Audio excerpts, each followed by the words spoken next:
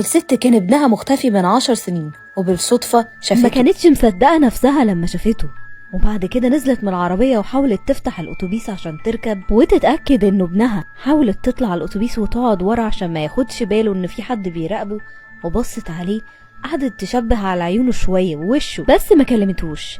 جريت بسرعة على بيت طليقها وقعدت تخبط جامد. فتحت الباب مرات طليقها الجديدة سألتها هو موجود هنا؟ فهي بترد عليها بتقولها بيشتغل.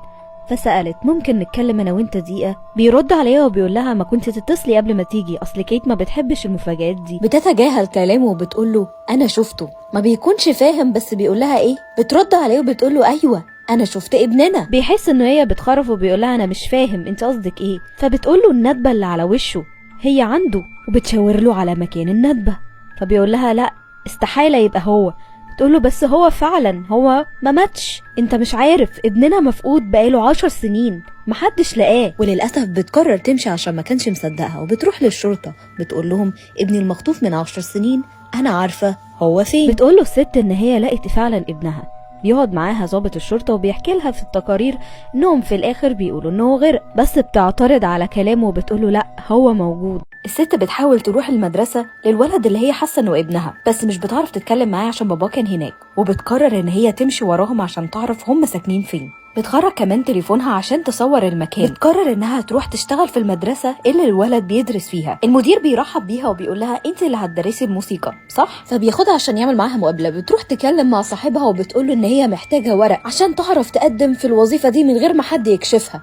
فبياخدها لناس وبيقول لها هم اللي يقدروا يساعدوكي في الموضوع ده وهاتي الفلوس بكره. بعد ما بتاخد الورق بترجع للمدير وبتديه الورق من غير ما ياخد باله، وبتسيبه على المكتب بسرعه وبتمشي. بتاخد بالها ان الولد اللي شبه ابنها جوه اوضه الموسيقى بيعزف، فبتقرر ان هي تخش. بتنده عليه وبتفضل تقول له توم. بيلف لها وبيقول لها لا انا اسمي دانيال. بقيه الطلاب كمان بيدخلوا عشان وقت الحصه. بترحب بيهم وبعد كده بتبدا تعرف نفسها.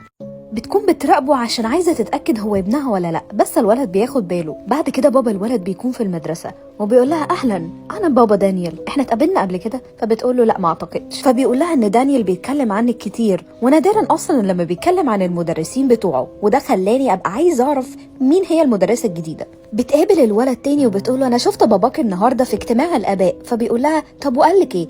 قالت له أنا قلت لباباك إن أنت هتحتاج دروس موسيقى، بس هو باين إن هو مش معجب بالموضوع. أعتقد إن أنت ممكن توريه وقول له إن أنت محتاج دروس. الولد بيقتنع وفعلا هي بتروح لهم البيت. وبيكون بابا دانيال مصدوم وبيقول لها أهلا أعتقد إن إحنا اتكلمنا في الموضوع. بتقول له ثانية واحدة بس ممكن أجي ونتكلم شوية أكتر؟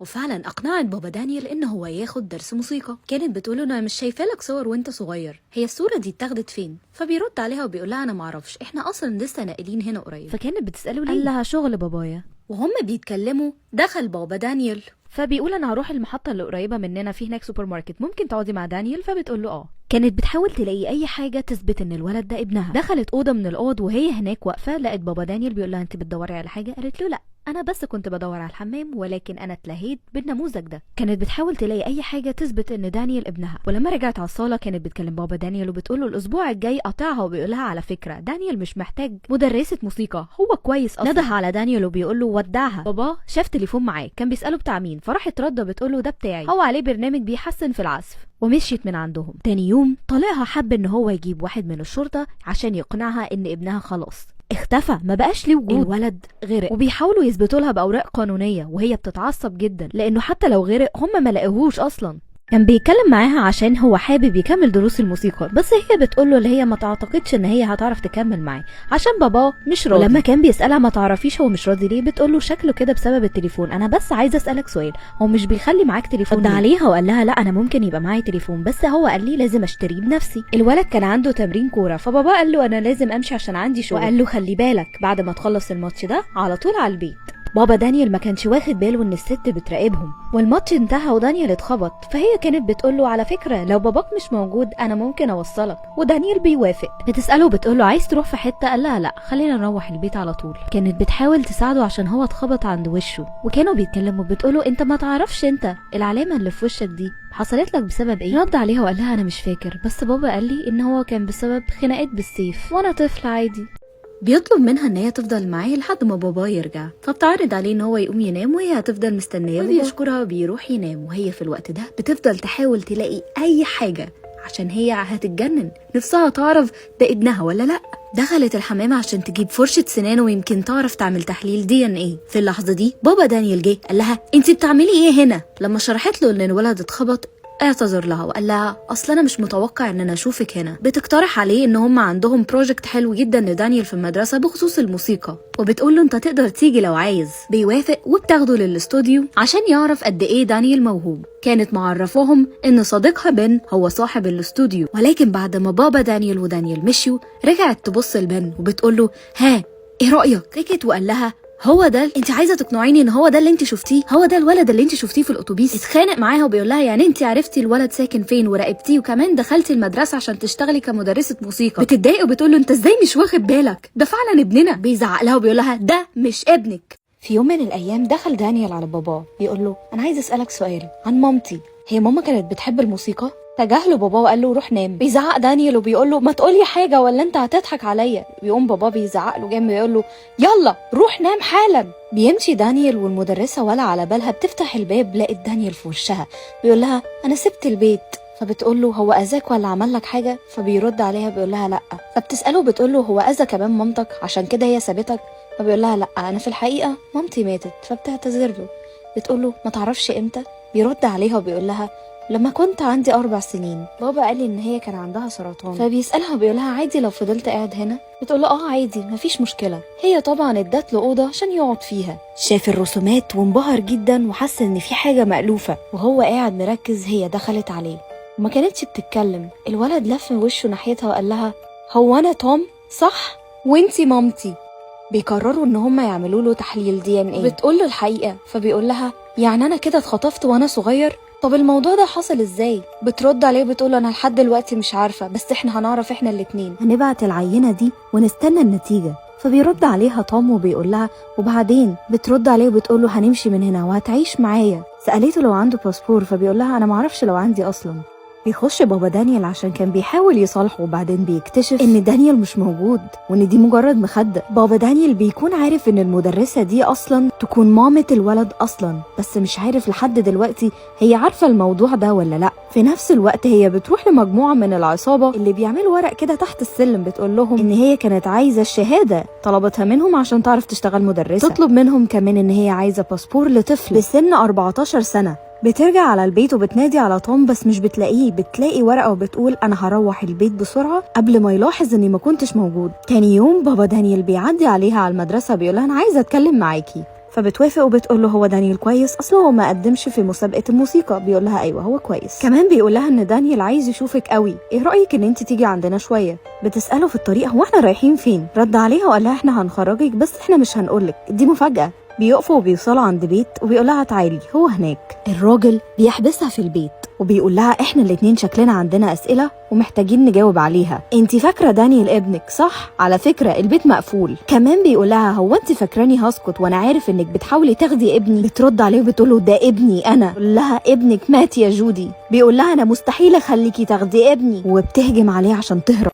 بعد ما بتهرب بترجع على البيت اللي قاعد فيه توم. بتنادي عليه بتقول له يلا بينا من هنا، صدقني احنا لازم نمشي حالا. بتقول له شوف هتجيب ايه معاك، احنا معانا بس دقايق قليله. بيكون بيسالها وبيقول لها هو في ايه؟ بتقول له انا هبقى اقول لك لما نبقى في امان. قال لها لا انا عايزه اعرف حالا. بتقول له طيب يا سيدي باباك جه قدام المدرسه وخدني في بيت وقال لي اللي انت مستنيني هناك، وبعد كده هو هددني، هو عارف ان انا عارفه انك ابني، وبتاخد منه مفتاح العربيه عشان يمشوا. بترجع للعصابه وبتشوف هم عملوا له الباسبور ولا لا عشان يعرفوا يسافروا. بترجع العربيه للولد وبعدين بيسالها هو دلوقتي احنا هنعمل ايه؟ بتقول له دلوقتي احنا هنطلع ونجيب تذكره ونروح فرنسا. ولكن وهم واقفين وبتسلموا الباسبور بيقول لها معلش انت ممكن تركني لي على جنب شويه، مجرد روتين وعايزين نفتش العربيه. بتكون قلقانه انها تتكشف، ولكن الحقيقه انهم كان جاي لهم بلاغ ان الولد مخطوف. بيجي لها المحامي وبعدين بيسالها هو انت عرفتي منين ان ده توم وانه ابنك فعلا مش دانيال؟ بتقوله من ضحكته انا عرفت، وكمان من العلامه اللي على وشه ده اكيد ابني. بيقول لها على فكره بس بن طليقك مش مقتنع. تقوله اكيد كيت مرات بن هي اللي بتخليه مش مقتنع عشان لو عرف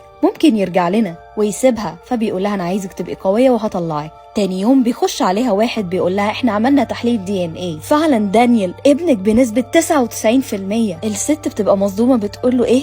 بيقول لها احنا اثبتنا دانيال هو ابنك توم. بتكون مش مصدقة نفسها وبتعيط، وبيتم القبض على الراجل اللي خطفه. بتكلم ابنها بتقول له اعرفك دي جدتك. الموضوع ما انتهاش على كده، اللي حصل انها بتقول له انا عايزه اقول لك على حاجه يا جيسون، انا قبل ما اي حد يعرف انا عملت تحليل DNA في البيت، بس كانت النتيجه مختلفه، ان هو مش ابني. فبيقول لها بص يا ستي، التحاليل اللي انت عملتيها مش هنقدر نثق فيها لانها تحاليل عاديه مش في مختبر، انما ده تحليل في مختبر وهو ابنك. بس هي ما بتهداش، راحت لبابا دانيال وقعدت تتكلم معاه، بتقول له انا مش عارفه انت هتسامحني ازاي على اللي عملته. هو ما بيكونش فاهم، فبيقول لها يعني ايه؟ بتقول له بص يا سيدي، انا عملت تحليل DNA واللي حصل ان هو ما كانش ابني وان هو كان ابنك. بيقول لها طب ازاي وتقارير الشرطه؟ بتقول له ما انا مش فاهمه برضه. الست كلمت مامتها عشان تعرف فين اخوها المحامي جيسون، عشان هو خد توم، او الاصح ان احنا نقول دانيال. وفي مشهد تاني بنشوف ان جيسون خد دانيال وبيقول له على فكره انا عايزه اقول لك على حاجه بقى، انت فعلا دانيال، انت مش توم، وانا اضطريت ان انا اكذب عشان اخرج اختي يعني من السجن، ما ينفعش اسيبها في السجن. الولد بينصدم بيقول له يعني انت قصدك ايه؟ وجيسون بيقول للولد انا لازم اخدك بعيد، وبيقول له ان تحليل DNA هو اصلا كذبه. بتاخد مامتها وبيروحوا عشان يدوروا على جيسون، بتكون بتدور عليه وبعدين بتزعق بتقول له انا عارفه ان هو هنا. تتدخل مامتها وبتقول لهم بس كده كفايه، انا هقول الحقيقه، هقول اللي حصل، لازم هي تعرف. جيسون اخوكي هو السبب ان ابنك يفقد حياته. بتزعق وبتقول سيبوني اكلم البوليس. قولي هي ماما دلوقتي بتقول كده ليه؟ انت ليه عملت في ابني كده؟ جيسون بيزعق وبيقول استحاله اعمل كده، انا كنت بحب توم، انا كل اللي انا بعمله اني كنت عايزه ابعده عن المشهد اللي كان هيشوفه. خلاص انا هحكي لك وهعترف لك باللي حصل. اليوم اللي توم ضاع مننا كان حصل مشكلة لما انتي مشيتي، وكانت المفروض مامتنا تخلي بالها من ابنك. طليقك وقع كوباية الشاي على البنطلون وعمل نفسه ان هو كان رايح يدور على حاجة يمسح بيها الشاي اللي وقع، ولكن طليقك للأسف كان بيخونك وابنك توم راح وراه. بس انا خدت بالي وجريت بسرعة علشان الحقه، بس جالي مكالمة واحنا واقفين قدام البحيرة، ولما خلصت المكالمة وجاي الف لقيت توم كان مرمي على المية. معرفتش اعمل ايه، خلاص ما كانش بيتنفس وما كنتش هينفع اخسر شغلانتي الجديدة. اضطريت ازقه في الميه لحد ما بقى مستحيل ان احنا نلاقيه. بتقول له ابعد عني، فين دانيال؟ فين انت وديته فين؟ وبتزقه جامد عشان ما كانش عايز يقول لها، وبتلحق تدور عليه، بتزعق بتقول دانيال انت فين؟